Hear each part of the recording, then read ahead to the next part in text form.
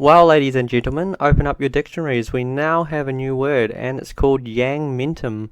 So apart from Yang Gang, we now have Yangmentum, and it's a good thing because, like, the more kind of Yang type phrases that you're coming up with, it kind of means you're building a lot of character. You're building a lot of Yangmentum into this, because the more popular a candidate becomes, the more favorable everyone kind of gives in terms of memes, words.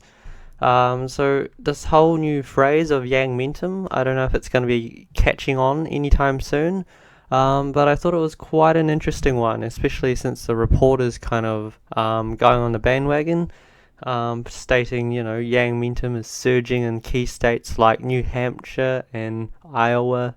So it's definitely quite an interesting one in terms of like Yang, in terms coming onto the media. I think he's starting to come on as someone very favourable.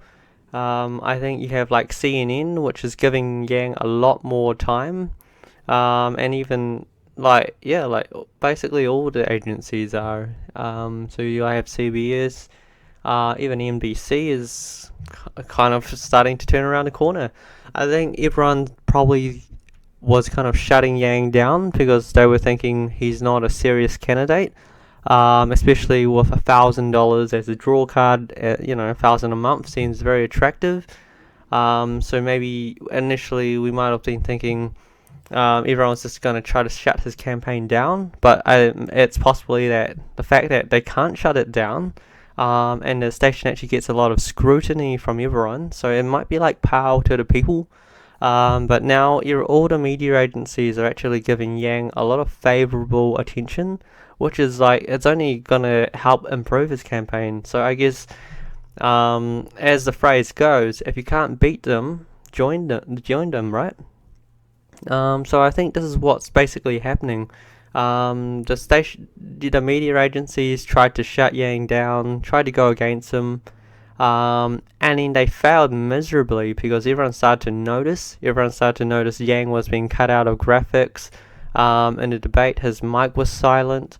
Just things like that. And then having people notice, it really affects the TV station, because I imagine all the hate mail they would have gotten, or like people would have started to boycott the stations. And then they would have realized, initially we were just trying to just put our own agenda in and stopping a certain candidate, but now by trying to put our own agenda in, we're actually losing economic benefits, because all of a sudden we're losing popularity, and the last thing a station wants to do is lose popularity. So now they're trying to gain that trust and support back, and they're trying to treat Yang a bit more favourably now. But I guess you never want to speak too soon, because it could just well be, treat Yang bad and then treat him well, and then just as everyone's not suspecting, and just as they have everyone's trust, they kind of shove the knife at the back and go, at the most important moment, just put up really bad headlines in the key times, when they've actually built everyone's trust and everyone starts to believe them again. So it kind of, you can never be too wary of these agencies, but currently the attention's actually really favourable. So I mean, definitely keep the Yangmentum going. That's quite a long phrase, but it's could well catch on. It could be like Yang Gang, keep the Yang momentum going. It could just be like a whole tongue twister at the end of the day, like all these Y words. So yeah, and imagine this isn't the last word we'll get in adding to this campaign. There's probably going to be a lot more, because I do imagine this campaign lasting quite a bit longer, like in terms of Yang's made the third debate, made the fourth debate.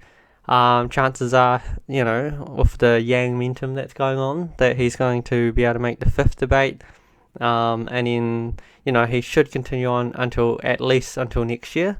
So he's got plenty of time. He's going to be sticking around, and he's definitely building that. Those poll statistics are mostly just going upwards for him.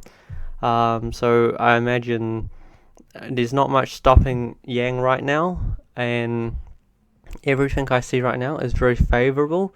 If he performs really well in the third debate, I can imagine everything's just going to be even more favourable. The polls are going to be even higher, and he's going to raise a lot more money. So that's one of the big things as well. Like, if a candidate can raise a lot of money and they can really fund their campaign well, it also gives them the chance to just focus on trying to draw get more exposure. Because you imagine Yang needs to hire the right people to kind of just help him get the right exposure, get the right opportunities. Like, no, he's not negotiating all these interviews himself, and he's coming on to a lot of TV stations.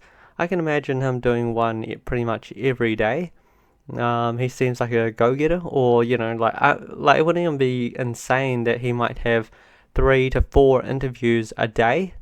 So he's really, putting out the energy, and it's really coming, it's kind of paying off really well. And as someone who, looks at him as a favourable candidate, it kind of, I think it kind of brings me joy to see someone succeed, because, there's a lot of talk about politicians, that you have to be a politician to run for the presidency. And the one thing that Trump did was smash that whole myth that you don't have to have the experience previously of being a politician to be the president. You just have to have the right team around you and just the right ideas. And then that's how it's going to be executed. At the end of the day, it's kind of like saying a movie director has to know everything about making a film, but he doesn't necessarily have to know everything. He just has to have the creativity to know what to direct. Then he's got a producer that sets it up, and Yang has, a lot of people around him to set everything up.